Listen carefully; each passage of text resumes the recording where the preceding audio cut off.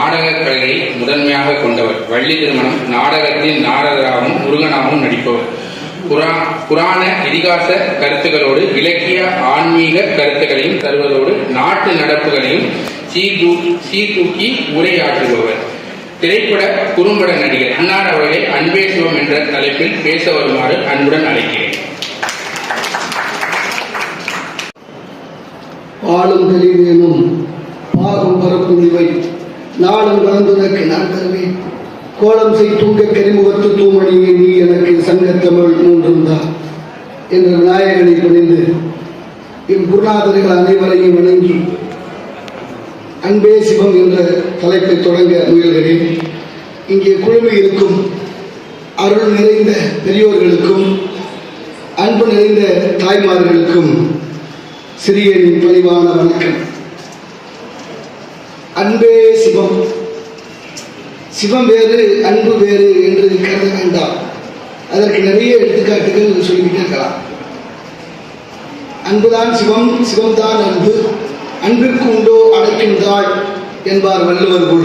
அன்பும் அரணும் உடைத்தாயும் இல்வாழ். காவிரி பூம்பட்டினத்தில் பிறந்த வைசியபுரத்தில் பிறந்த ரத்னாவதி என்ற ஒரு பெண்ணு காவிரியினுடைய அந்த கரையிலே திருமணம் செய்து கொடுக்கப்பட்டிருக்கிறார். அந்த பெண்ணிற்கு நிறைவான கற்பிணி, தாயாரும் இல்லை, கணவனாரும் இல்லை, வெளியில் சென்று விட்டார். அங்கமெல்லாம் நோகுது. இந்த குழந்தையை சுமக்கிற ஒரு பெண்ணு எவ்வளவு கஷ்டப்படுவார் என்பது எல்லோருக்கும் தெரியும். அப்படி இறைவனை பார்த்து வழிபடுகிறார். ஈசா, தாயாருக்கு கடிதம் போட்டு தாயாரும் வரல, கணவனாரும் இல்லை, அங்கமெல்லாம் நோகுதப்பா அப்படின்னு இறைவனை நினைத்து வேண்டுகிறார்.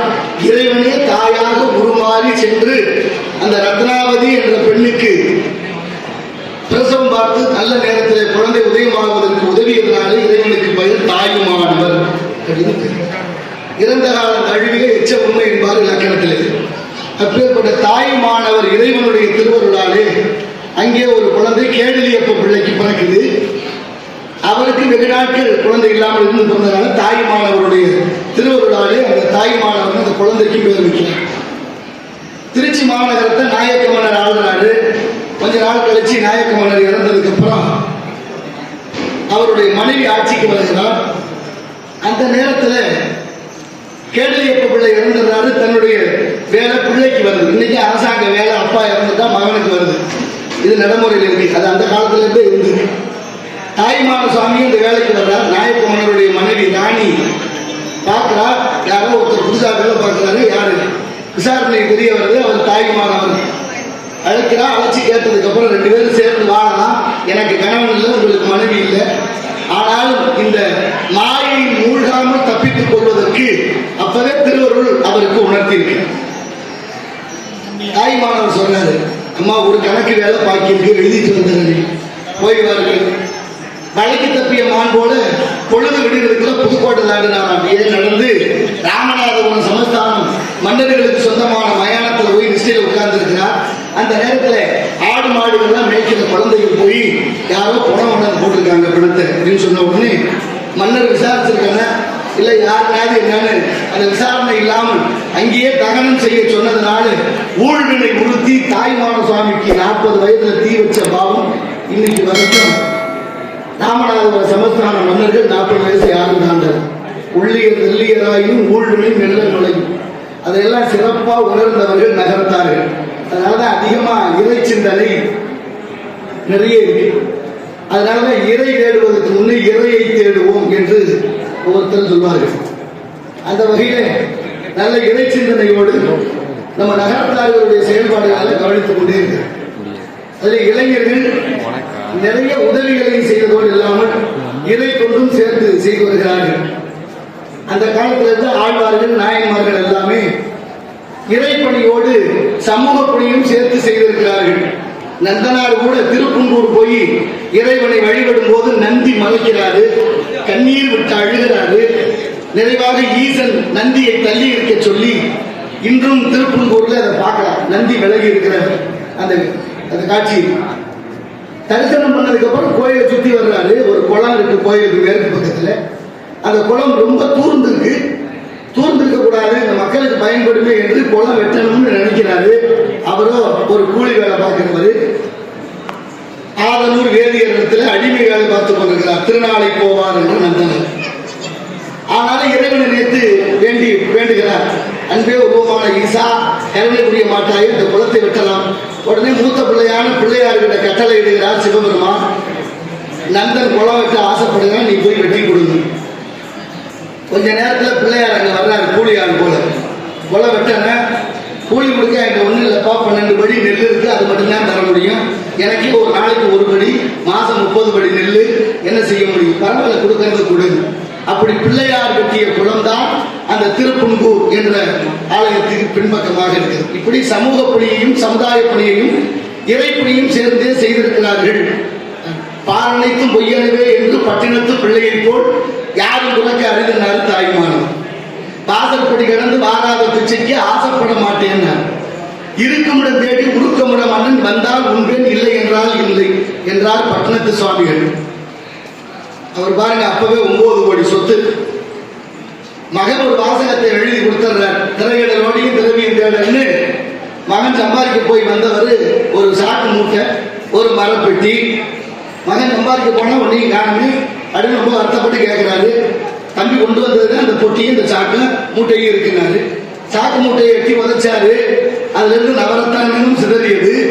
உடனே மகிழ்ச்சி அடைந்தாரு. ஒண்ணுமே சம்பாதிச்சு வரலைன்னு கோவப்பட்டாரு. அப்புறம் நவரத்தனங்களையும் விராட்டிக்குள்ள வச்சு கொண்டு வந்ததை பார்த்தோன்னே மகிழ்ச்சி அடைந்தாரு. அப்புறம் அந்த பெட்டியை திறந்து பார்க்கிறாரு, உள்ள ஒரு கடிதம் இருக்கு. காதற்ற ஊசியும் வாராது காணும் கடைவெளிக்கு. அதே நிமிடத்துல துறவு. இது எது போல?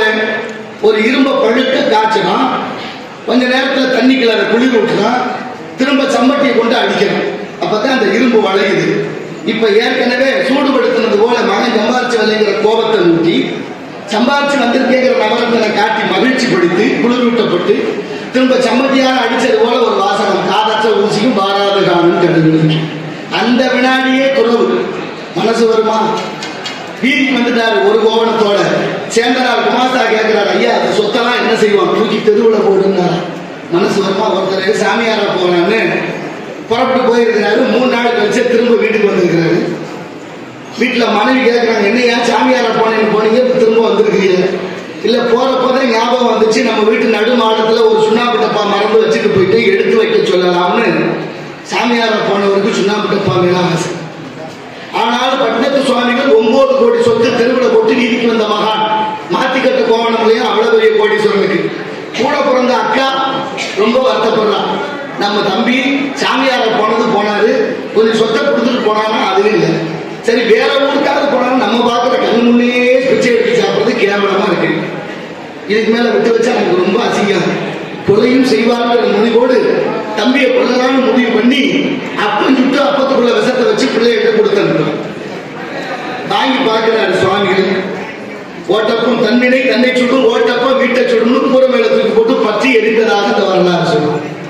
அப்படிப்பட்ட ஞானியா மாறினார். ஒரு நாள் எச்சில் இலையில இருந்து சோறு எடுத்து சாப்பிட்டு குப்பை தொட்டி ஓரமா உட்கார்ந்து இருக்கிறார். பல்லவ மன்னன் தேர்ல மன்னன் வந்து பார்க்கிறார். யாரு பேரு எங்கேயோ பார்த்தது மாதிரி இருக்கேன். அவர் தான் பட்டினத்து செட்டியாரு. உங்க பிறந்த நாளுக்கு முத்துமாலை பரிசா போட்டாரு. அவர் தான்.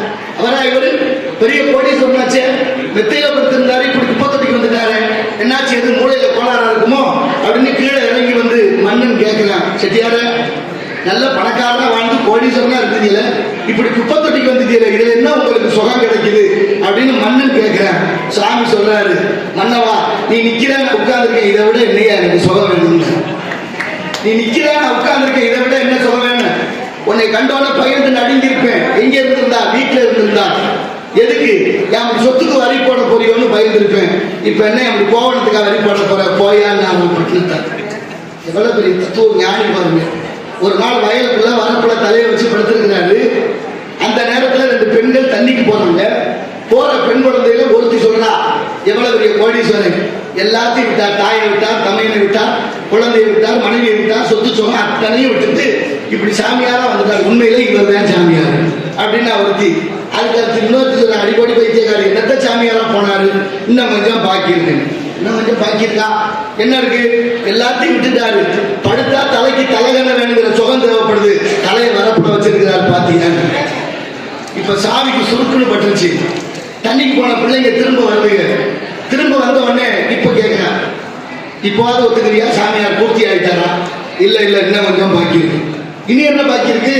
எல்லாத்தையும் விட்ட சாமியாரு ஊர் உலகத்துல நம்மளை பத்தி என்ன பேசுறான்னு காது கொடுத்து ஒட்டு கேட்கிறான் பாரு, அந்த புத்தி என்னைக்கு போதா அன்னைக்குதான் முழு சாமியாரு. அப்பதான் ஐயா பாடுறாரு, வித்தாரமும் கடப்பும் வேண்டாம் மட நெஞ்சே செத்தாரை போலே. சாமி கூட போனா நம்ம மனசுல என்னென்னமோ தோணுதே. கடவுளுக்கு முன்னால் வந்துக்கிட்டு கடவுளை நினைச்சு, அதுதான் அருணகிரியார் கூட அரை நிமிடம் நேரம் மட்டும் தகமுறை தியானம் வைக்க அறியான். அரை நிமிடம் அந்த இறைவனை உள்ளன்போடு மனதில் 5 எழுத்து நம சிவாயா என்று 5 எழுத்து. 5 எழுத்து தான் 50 எழுத்தா சொல்ற மனசு இல்லையே. ஆனாலும் இந்த நாகரிகங்கிற காலத்துல ரொம்ப வேகமா போயிட்டே இருக்கு. அம்மா சொன்னது மாதிரி இளைஞர்களுக்கு நிறைய மாற்றங்கள் வேணும். இந்த சாப்பாட்டை பத்தி கூட அம்மா சொன்னாங்க. இந்த நிறுவனங்கள்லேருந்து வர்ற சாப்பாடு இதெல்லாம் சாப்பிடாம பழமையை மறக்காம இருக்கு. அப்படி பட்டத்தாரு பிச்சை எடுத்து சாப்பிட்டு விட்டுட்டாரு. கோயில்ல கீழே கோபுரத்துல ஒருத்தர் மேல கோபுரத்துல ஒருத்தரா பட்டத்தாரும் பத்திரகிரியாரும் இருக்கிறார். இப்ப ஈசனே பிச்சாண்டியாக வந்து ஏதாவது குடியா சாப்பிட நானே சொல்றேன். யாருக்கு மேல கோபுரத்துல ஒரு குடும்பத்தை இருக்கேன், அங்க போய் கேளுங்க. இங்க இருந்து அங்க போறாரு. அவர் பக்கத்துல ஒரு திருவோடு இருக்கு, ஒரு நாய் படுத்து கிடக்கு. வேற ஒன்றும் பெரிய சொத்து சோகம்லாம் இல்லை. இன்னைக்கெல்லாம் ஜாமியார் கணக்கு எடுத்தோம்னா ஒன்றும் பண்ண முடியாது. ஆனா அந்த ஜாமியார் இருந்த சொத்தையெல்லாம் விட்டுட்டு வெளியில வந்துட்டாங்க. இன்னைக்கு இருக்க நிலைமை எப்படி இருக்கு பாருங்க. அப்புறம் அவர்கிட்ட போய் சொல்றாரு, ஐயா நீங்க ஏதாவது கொடுங்க, நீங்க தானே அவங்கள குடும்பஸ்தேன். யார் சொன்னது? கீழே கோபுரத்துல ஒருத்தர் சொன்னாரு. ஏன் இருக்கிறதே ஓடு, அதை வச்சே என்னை குடும்பத்தைன்னு சொல்லிட்டானா, ஓடு என்ன விட்டு ஓடுன்னு உடைச்சார். முதல்ல அவருக்கு முக்தி கிடைத்தது. அதுக்கப்புறம் தான் பட்டினத்தாருக்கே முக்தி கிடைத்ததா. அப்படிப்பட்ட பட்டினத்தார் பிறந்த சமூகம் உயர்ந்த சிந்தனை உடையவர்கள், உயர்ந்த எண்ணம் உடையவர்கள். நீங்க பாருங்க, தமிழர்கள் உலகத்துக்கே மாண்பும் வீரமும் அறிவும் எல்லாத்தையும் கற்றுக் கொடுத்தவர்கள். அப்படி இருந்த தமிழ் சமூகம் இன்றைக்கும் நிலையை என்னும் போது ரொம்ப வேதனையாக இருக்கு. தமிழர்களை முதல்ல என்னை நன்றாக இறைவன் படைத்தனன் தன்னை நன்றாக தமிழ் செய்யுமாறு நெஞ்சை என்னும் சிலப்பதிகாரம் மணி 6 படைத்த தமிழ்நாடு. வள்ளுவன் தன்னை உலகினுக்கு தந்து வான்புகள் கொண்ட தமிழ்நாடு. எங்கள் வாழ்வும் எங்கள் வளமும் மங்காத தமிழ் என்று சங்கே முழங்கு என்று பாடிய தமிழ்நாடு. அச்சனை பாட்டை ஆகும் சுந்தரா சொற்றமிழ் பாடுக என்றார் தூமரை பாடுவார். சோமசுந்தர கடவுள் ஈசனுக்கு எத்தனை பேர்? சிவம். இது மட்டுமா? அத்தனை சம்ஹாரன் பேரு பரமேஸ்வரன். ஏன்னா இந்த ஆடிப்பூரம் அவ்வளவு மிக முக்கியமானது. பூர நட்சத்திரத்தில் ஆண்டாள் அவதாரம் செய்தார். அம்பாளை அலங்காரம் செய்து அலங்கரித்து அழகுபடுத்துகிறோம். இந்த அழகு நிரந்தரமானதா அப்படின்னு யோசிக்கிறாரு அருணகிரிநாதர். சிலை அலங்காரம், தலையை மாறி அலங்காரம் பண்ணி வெளியில வந்தா காத்து வந்தா கலைஞ்சு விடலாம். சரி, நகை அலங்காரம் எவ்வளவுதான் கோடி கோடியா போட்டு வயிறு வாங்கினாலும் ஒரு நேரம் எண்ணெய் இறங்கிடும், இல்லை கல்லுல ஈக்கால் முதலிய குற்றங்கள் வந்துடும். சரி, கோடி கோடியா கொடுத்து பட்டாடை வாங்கி கொடுத்தனாலும் ஒரு நாள் இல்லை ஒரு நாள் கிழிஞ்சு போயிடும்.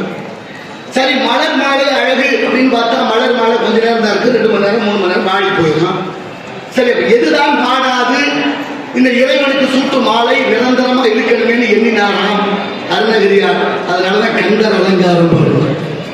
கந்தர் அலங்காரம் பாட்டு 108 பாடல்கள். ஒன்று காப்புச்செயல், ஒன்று நூற்பயன், ஒரு பக்கம் 51 51 6 பாடல் குஞ்சமாக. எவ்வளவு அழகாக! என்றும் அழியாத தமிழ் போல என்றும் உள்ள தென்தமிழ் இயம்பி இசை கொண்டான் என்று கம்பர் பாடுகிறார். சந்தான புஷ்ப பரிமள கிண்கிணி முக சரண யோகல அமிர்த பிரபா சந்திரசேகரா மூசிகாரோட வெகுமோக சத்திய பிரிய ஆழிகளை சிந்தாமணி கலசகர கட்ட கபோல திரியம்பகன் விநாயகன் சிவனை வளம் வரும் அளவில் உலகடைய நொடியில் சித்திரக்கலாபம் என்று மயில் விருத்தம் பாடுகிறார். 16,000 திருப்புகள் அத்தனை இல்லை நமக்கு. இன்னைக்கு 1314 இருக்கு. எல்லாம் செல்லரிச்சு போச்சு. ஆனா நிறைவா நிரந்தரமா எது இருக்கு நம்ம கிட்ட? திருவாசகம் இருக்கு. அதனால திருவாசகம் முற்றுவதல். திருவாசகம் என்னும் திருவாத ஊரில் பிறந்த மாணிக்க வாசக பெருமானார் அருளிய எம்பெருமான் இறைவனாலே எழுதிய திருச்சிற்றம்பலம் என்று கையொப்பம் விட்டது இன்றும் இருக்கிறதாமே. அவ்வளவு உயர்ந்தது. நமசிவாயா வாழ்க, நாதன் தாழ்வாழ்க, இமைப்பொழுதும் எண்ணஞ்சில் நீங்காதான் தாழ்வாழ்க, கோகலி ஆண்ட குருமனிதன் தாழ்வாழ்க, ஆகமாகி நின்ற அன்னிப்பான் தாழ்வாழ்க, ஏகன் அநேகன் இறைவன் அடி வாழ்க, வேகன் எடுத்தாண்ட வேண்டன் அடி வெல்க. எவ்வளவு அற்புதமான திருவாசகம் என்னும் தேன். தேன் ஏன் சொன்னாங்க? தேனு தான் தானும் கிடாது, தன்னை சார்ந்தவரையும் கெட விடாது. தேனுக்குள்ள ஒரு பொருளை போட்டாச்சுன்னா எத்தனை ஆண்டுகள் ஆனாலும் கெடாமலே இருக்கும். தேன் அவ்வளவு மகத்துவம் வாய்ந்தது. அப்படி திருவாசகமும் கெட்டு போகாத, நம்மளையும் கெட விடாத அற்புதமான ஒரு பொக்கிஷம் திருவாசகத்துக்கு முருகார். ஒரு வாசகத்துக்கு முருகார். அயல் நாட்டவர்கள் எல்லாம் திருவாசகத்தை மொழிபெயர்த்திருக்கிறார்கள். அப்படி திருவாசகம் நகரத்தார்கள் இல்லங்களிலே படிப்பதை கேட்டு ரொம்ப மகிழ்ச்சியா இருக்கு. எல்லாரும் படிக்கிறது, எல்லாரும் உயர்ந்த ஆத்மாக்கான உயர்வு தானே எல்லாரும் நினைக்கிறோம். அப்படிப்பட்ட திருவாசகம் மிக சில பேர் பார்த்தா பால் போன்றவர், அன்னை பால் போன்றவர், அப்பச்சி பால் போன்றவர் போனோம் இல்ல. எதுக்கு சொல்றோம் பால் போன்றவர்? பால் வெள்ளையா இருக்கு, மனசு வெள்ளையா இருக்குன்னா சுண்ணாம்பு வெள்ளை, கண்ணு வெள்ளை, அது போல எதுவும் பொருந்தாது. சரி, இனிக்குது அப்படின்னா தேன் இனிக்கும், கற்கண்டு இனிக்கும், சர்க்கரை இனிக்கும். அதிமதுரம் 50% சர்க்கரையை விட சுவை இருக்கலாம். அப்ப எதுக்கு பொருந்தது? பாலோட குணம் சில பேர்கிட்ட இருக்கும். அதனால சில பேரை பால் போன்றவர்னு சொல்றோம். எது போல இப்ப தாய்மார்கள் எல்லாம் பால் காய்ச்சறது வழக்கம். பாலை காய்ச்சறது இல்லை, கூட சேர்த்துக்கிற தண்ணியை வத்த வைக்கிறது. அடுப்பு பத்த வச்சு பாத்திரத்துல பாலை ஊற்றி அடுப்புல வச்சாச்சுன்னா அக்கினி சூடு பட்ட உடனே பால் பொங்கி மேல வரும். அப்ப அக்கினி சொல்லுது, அக்கினி பார்த்து சொல்லுதான் பால். அக்கினி பகவானே, என்னோட சேர்ந்து இருக்க நண்பனை கொல்லவா பாக்குற, உன்னை நான் சொல்றேன்னு பால் பொங்கி மேல வருமா? அந்த நேரத்துல கொஞ்சம் தண்ணி ஊத்தியாச்சுன்னா நண்பன் வந்து தாண்டின்னு அடங்கி போகுது. அப்படின்னா தன்னோடு சேர்ந்த வறியவர்களை எல்லா நலன்களும் கொடுத்து காப்பாற்றுபவர்களுக்கு பேர் தான் பால் போன்றவர்னு பேர். இந்த நாட்டில் நிறைய பிரச்சனைகள். ஒருத்தர் நடந்து போயிட்டு இருந்திருக்கிறது, திடீர்னு மழை வந்துருச்சு. எங்கேயாவது ஒதுங்கலாம்னு பார்க்குறாரு. பக்கத்துல நண்பருடைய வீடு. வீட்டுக்குள்ள போயாச்சு. வீட்டுக்குள்ள போனா மழை அதிகமா பெய்யுது. போன நண்பர் சொல்லுவாரு, நண்பா வசதியா இருக்கிற, நிறைய காசு பணம் வச்சிருக்கேன், இந்த கூடையை மாற்றக்கூடாதா? ஒழுகிற வீட்டுக்குள்ள இருக்கிறியப்பா, அழுகிற வீட்டுல கூட இருக்கலாம், ஒழுகிற வீட்டுல இருக்கக்கூடாதுன்னு சொல்லுவாங்களே, இப்படி ஒழுகிற வீட்டுல இருக்கிறியன்னு சொல்ல. அதுக்கு அவர் சொன்னாரா, ஒரு 15 நாளா விடாம மழை பெய்யுது, நானும் மாத்தலாம்னு தான் முயற்சி பண்ற, மழை நின்றபாடு இல்லை, என்ன செய்ய அப்படின்னாரு. இவர் சொன்னாரு, மழை பெய்யும் போது யாரும் மாற்ற முடியாது, மழையெல்லாம் விட்டதுக்கு அப்புறம் வெயில் அடிக்கும்ல, அந்த நேரத்துல யாரும் இந்த கூடையை மாத்தலாமே நானா. அதுக்கு அவர் சொல்றாரு, வெயில் அடிக்கும் போது அதை எதுக்கு மாத்தணும், அப்படித்தான் மழையே பெய்யாது. இப்ப நம்ம குழப்பம் அப்படித்தான் இருக்கு. முன்னால போனா கடிக்குது, பின்னால வந்தா உதைக்குது. எப்படி இருக்கு பாருங்க நிலவரங்களே. இப்படித்தான் நடந்து போயிட்டே இருந்தவர். ஒருத்தர் பூசணிக்காய் கிடந்திருக்கு, பெரிய பெரிய பூசணியா, வெள்ள வெள்ளு, சாம்பல் பூசணி, நீத்து பூசணி, திருஷ்டி பூசணி. இன்னும் திருநெல்வேலி பக்கம் அதுக்கு தடியங்காயின்னு பேரு. பூசணிக்காயை பார்த்தோன்னே இவனுக்கு ஆச்சரியமா போச்சு, எவ்வளவு பெரிய காய், எப்படி காய்ச்சிருக்கேன் அப்படின்னு பார்த்தா அது கொடியில காய்ச்சிருக்கு. கொடியில தான் பூசணிக்காய் காய்க்கும், எல்லாருக்கும் தெரியும். ஆனா அவர் கொஞ்சம் அறிவு கொஞ்சம் குறைவு, அதை பத்தி அப்புறம் சொல்லு. அப்ப பாக்குறாரு, பார்த்துட்டு சொல்லுவாரு, படைச்சது இறைவன் தானா, கடவுளுக்கு அறிவே இல்லை, கடவுள் முட்டா அப்படின்னு முடிவு பண்ணிட்டேன். நாட்டில் கொல்ல போய் கடவுளை முட்டான்னு சொல்றேன். ஆனா கடவுள் என்ன செய்து கொண்டிருக்கிறாருன்னா அது மிக அதி அற்புதம். இப்ப கடவுள் முட்டா, இவ்வளவு பெரிய காய படைச்சு ஒரு சின்ன கொடியில என்ன கொஞ்சம் கூட பொருத்தமே இல்லை அப்படின்னு பேசிக்கிட்டே அப்படியே வந்தவர் ஒரு ஆலமரத்தடியில படுக்கிறாரு. ஆலமரத்தடியில படுத்தவர் மேல பாக்குறாரு, ஆலம்பழம் ரொம்ப சிறுசா இருக்கு. இப்ப முடிவே பண்ணிட்டாரு, இவ்வளவு பெரிய மரத்தை படைச்சு ஒரு சின்ன பழத்தை வச்சிருக்கேன், ஒரு சின்ன கொடியில இவ்வளவு பெரிய காய வச்சிருக்கேன், கொஞ்சம் கூட பொருத்தம் இல்லை, ஏற்குமாறா இருக்கேன், கடவுளுக்கு அறிவில்லை, முட்டா அப்படின்னு படுத்தது. கொஞ்ச நேரத்துல ஒரு காத்து வந்தது, மரம் அசைந்தது, ஒரு பழம் நடுங்க அவன் நெத்தியில விழுந்தது. அம்மாவும் எந்திரிச்சான், ஆஹா ஒரு சின்ன பழம் விழுந்ததுக்கே இந்த வழி வலிக்குது, ஒருவேளை பூசணிக்காய் மேல இருந்து விழுந்துருந்தா இந்த தலை என்ன ஆகுது, செதற்தங்காயா போயிருக்குமே, ஆஹா தவறா எண்ணிவிட்டோம். இறைவன் மிகப்பெரியவன், கடவுள் தான் இந்த உலகத்துக்கு முதன்மையானவன். அவன் படைச்சதுல எல்லாம் சரியா இருக்கு. இயற்கை இயற்கையாக, நதி நதியாக, ஆறு ஆறாக, கடல் கடலாக. கடல் பாருங்க ஒண்ணு போல இருக்கு, குளம் கூட குறைய மாறுது. அப்படி இயற்கை நமக்கு கொடுத்த கொடை அவ்வளவு இருக்கு. ஆனாலும் நம்ம எல்லாத்தையும் நீதி இயற்கை சார்ந்து வாழாமல் மாறி மாறி மாறி. அன்பு எவ்வளவு முக்கியமானது. அன்பு கொடுக்கணும், கொடுத்தா கிடைக்குது, எதை கொடுத்தாலும் கிடைக்கும். நீங்க பாருங்க, அறம் செய்ய விரும்புனா அந்த கிழமை, தர்மம் பண்றது நல்லது, அதை விரும்பி செய்கிற அறம். செய்ய விரும்புன்னு கூட சொல்லல, செய்ய விரும்புனா யாரும் மெய்யெழுத்தது கிடையாது, அறம் செய்ய விரும்பு. ஏன்னா செய்யறது கையை, விரும்புறது மனசு. தர்மம் பண்ணாலோ 1 ரூபா கொடுத்தாலோ 5 ரூபா கொடுத்தாலோ நல்ல அன்போட செய்யணும், விருப்பத்தோட செய்யணும். அதுதான் அறம் செய்ய விரும்பு. சொல்லிட்டு அடுத்த வார்த்தை சொன்னா, ஆறுவது சினம். சினம்னா கோபம். தர்மம் பண்ணா கோபம் வருதுன்னா அந்த கிழவி. எப்படி தர்மம் பண்ணா கோபம் வரும்? தர்மம் பண்றதுல கோபம் வருதுன்னா அப்புறம் வேற என்ன செய்ய முடியும்? நடக்குது, தர்மம் பண்ணா கோபம் வரும். அன்னதானம் போட்டு பாருங்க, நம்ம ஆளு என்ன பாடு வருதுனாங்க. சாப்பிட்ற ஆள் எந்திரிக்கிறதுக்குள்ள பின்னால வந்து நிற்கிறது. நேரம் இல்ல, 5 எழுத்து இருக்கு நமசிவாயா, அதையாவது சொல்லலாமே. ஆத்தாடி, நான் இருக்கிற சிந்தனையில அது சொல்றதுக்கெல்லாம் நேரம் இல்லைன்னா சரி, அதுவும் முடியாது. கழுத்துல ஒரு ருத்ராட்சமாவது போடலாம் தானே, அதுதான் மிகப்பெரிய ஆபத்து. அதெல்லாம் போடவே முடியாது. ஏன்? நான் நெசவு நெய்கிற ஆளு, தறி நெய்கிற போது நூறு சிக்கிச்சுன்னா உயிருக்கே ஆபத்தப்பா நான் போடவே முடியாது. சரி விடியா, மூணும் செய்ய முடியாது. ஒன்று செய்ய, தினமும் சாப்பிட